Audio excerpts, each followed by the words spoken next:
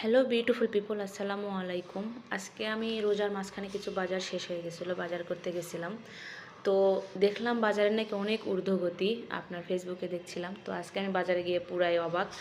তো পেঁয়াজ ছিল মাত্র 35 টাকা কেজি, আলু ছিল 10 টাকা কেজি। হাসিনার আমলে আলু খাইছে 80 টাকা 70 টাকা কেজি, পেঁয়াজ খাইছে 300 টাকা কেজি।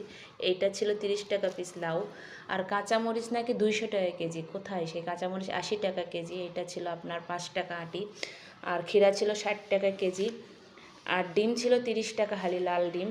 আর টমেটো ছিল আপনার 40 টাকা কেজি।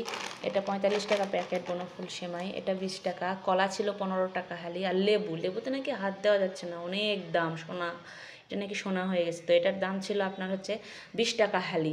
আর বেসন ছিল 120 টাকা কেজি, ইস্ট 40 টাকা। এই তো বাজারের দাম ছিল এইরকম। আমরা ফেসবুকে দেখি এক, বাস্তবে আর এক। সবাই ভালো থাকবেন, সবাইকে আসসালামু আলাইকুম।